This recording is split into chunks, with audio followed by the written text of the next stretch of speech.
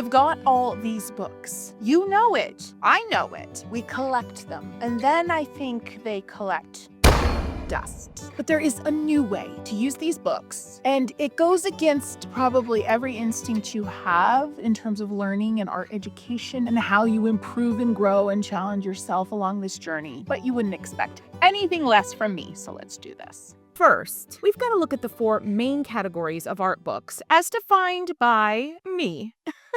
Because understanding that there are very distinct types of art books out there on the market is key in carving a path towards actually using them in a way that's satisfying and valuable. Okay, so first up, we have the traditional how-to book. I don't need to say a lot about these traditional books because you know what I'm talking about. I wrote one, but they are perhaps the most stress-inducing type of art book out there. And here's why. You essentially flip through the pages of perfectly curated project how-to statements that are juxtaposed with exquisitely crafted, styled imagery, and then that all leads to a perfectly executed finished product that you almost immediately know in your soul you cannot reproduce. Now, this isn't me making a grand statement about my assumed assessment of your skills, okay?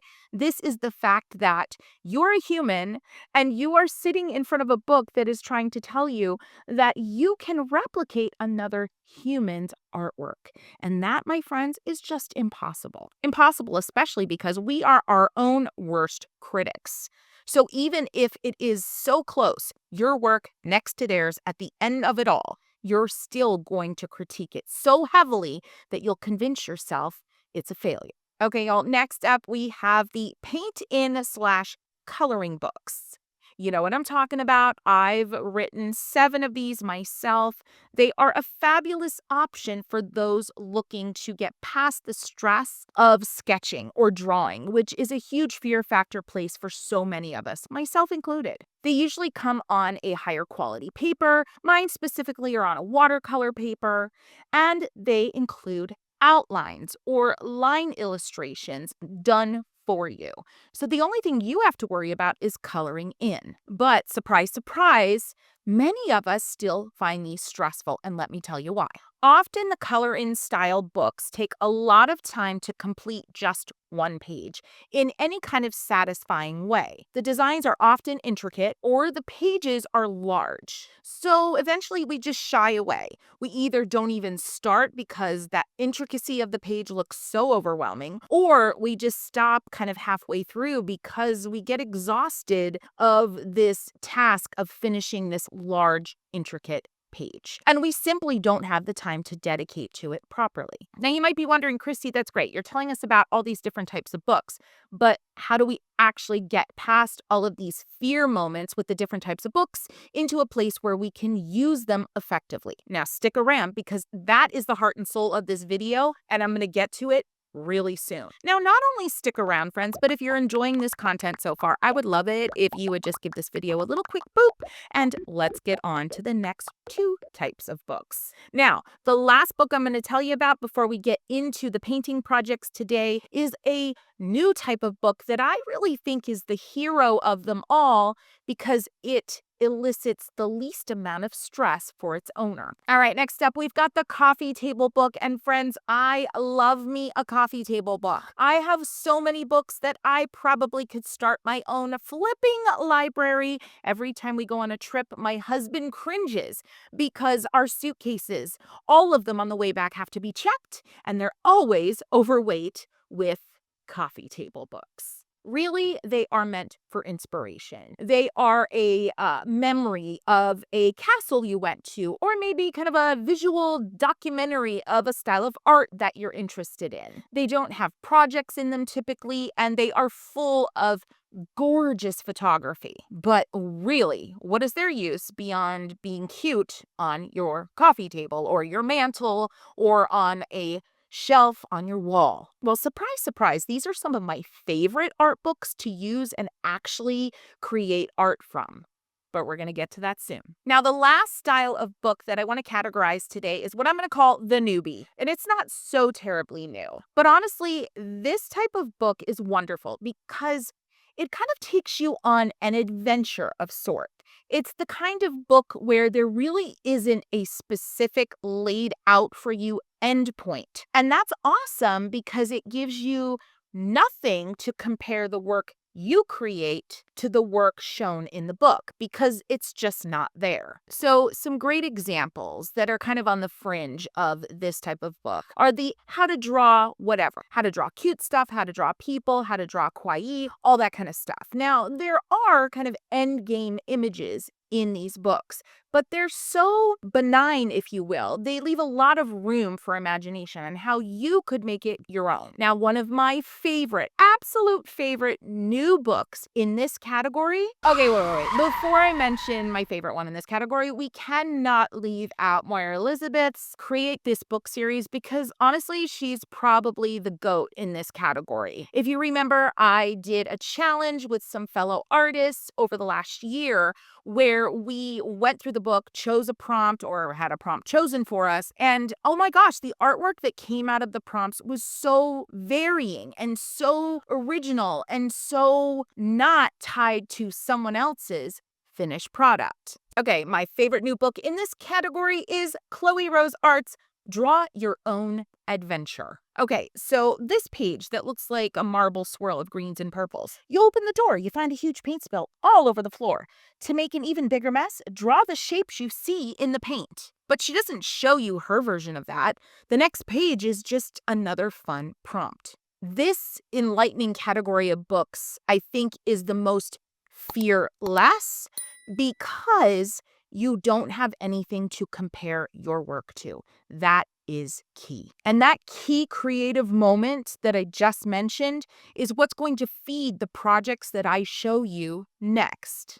All right, the traditional how-to book, I'm going to show you using my own free-spirited watercolor book, how to just break through and use the book in a different way that is going to give you a quicker result and therefore, in my opinion, would be much less stressful.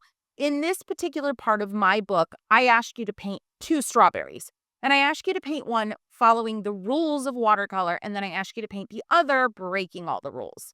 So here is a simple kind of flip on that concept if that just feels like too much in the moment. Just ignore me. Ignore the artist who wrote the book and just draw a strawberry. With this particular challenge, I'm going to suggest setting a timer. And nowhere in my book do I say to set a timer. Remember, we're just ignoring the author. Okay? And we're going to just sketch a strawberry with whatever supplies we have on hand. And that's it. That's it. But guess what? In that that's it creative moment that you see unfolding here, number 1, ding, ding, ding, I'm using the book. And I've always said momentum begets momentum. So even starting imperfectly, the quote unquote incorrect way with the book you already own is better than not starting at all. Because here's what I'm going to bet, and I would bet a lot of my beloved art supplies on this. You do this weird kind of subversive, I'm going to ignore the author challenge using the book you own. It's going to inspire you even more to actually complete the exercise as it's written some point in the near future. All right, I gotta know if you agree with me. Would this be enough for you to kind of get those creative juices flowing and get you to the point that maybe in a couple of days, you might use this book in the more traditional way and feel less scared about it? Let me know in the comments. I wanna hear all about it. All right, so how do we combat the crazy fear that we experience in those paint in, paint on coloring books where the pages are just so big and overwhelming? I'm using the Mint Gardener Sarah Simon's book here, her watercolor workbooks. I love this bunny page, how apropos for the time at which this was recorded. So friends, here is a simple tip that maybe you haven't thought of. But before I give you the tip, look at the left-hand side. She gives you a title. She shows you the finished piece she created.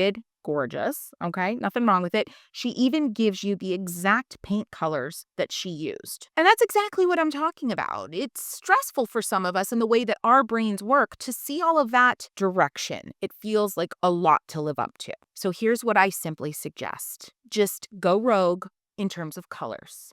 And also commit right up front to not painting all of the space available to you on the page. So I'm choosing a really limited palette. I'm going to use kind of like a buff titanium, some black ink, and some gold gouache. So the black ink, I just love the idea of intensifying some areas in this. And then I'm grabbing my gold gouache. Holbein is one of my favorites. Taking it right out of the tube. I know, I'm crazy. And then I'm just going to accent some areas with the gold gouache. Yeah, I got to admit, I thought I was going to use buff titanium here, but I decided against it. So literally, it's just ink and gold gouache. And real time, beginning to end, this probably took me about 3 minutes. And it feels so satisfying. And ding, ding, ding, I used my book. I'd love to know what book you've been sitting on, what book that you haven't even, cracked the spine. Y'all know what I mean. You library lovers, you book sniffers, you know what I mean. You haven't cracked the spine on it yet. What book is that? Let us know in comments what book you're going to crack the spine on this week. And let us be your accountability creative partners. Okay, I apparently went rogue on the buff titanium, but I felt like adding a little bit of a mauve pink at the end. Next up, how the heck to use these coffee table books so that your partners aren't mad at you for buying them. Okay, so this book I bought a year ago when I was at the Van Gogh Museum. I have not looked at it but twice since then, and I feel super dupes guilty about it. So as I was flipping through this book, I noticed a piece of a potted plant on a windowsill, and my brain kept going back to it. And here is the trick for using coffee table books. The masters became masters because they were apprentices to a previous master, okay? And that basically meant they would do a bunch of things. They would not only, ground pigments and mix paints for these artists, but they would also do the underpaintings. They would sometimes work on kind of preliminary sketches. They would do a lot of copying, essentially. They would do a lot of the invisible work that they were never known for. Right? And so I am suggesting here that you kind of become an apprentice to Van Gogh or whoever the artist or architectural designer or whoever it is that is in your book that you haven't used. You become their apprentice. Choose a piece in that book and recreate it with your own little zing-a-zing, okay? Y'all know I love plants, so I grabbed a little Hoya with a little sunstress on it off of my shelf, and I am going to recreate this terracotta kind of grassy potted plant scene here from the Van Gogh book with my own plants. And I think it's important to note as I work here that another key element to getting into these unused books, to creatively cracking these spines, let's remember that phrase. We're going to be creatively cracking spines. And I know that sounds really subversive, but you'll remember it now. You will. But the other key is to work quickly and not expect too much time out of yourself when you're first getting into a brand new book. Because again, those big expectations, those comparative expectations, those time expectations, when you're starting on a new project that you're already feeling less than motivated to even start, that can be a drain on the process overall and make it less likely that you'll even do anything. So lean into the book. Get that spine cracked, choose something quickly, execute it quickly. And yes, that kind of means that the piece will be destined to be somewhat sloppy, but I give you permission. Crack those spines and get sloppy.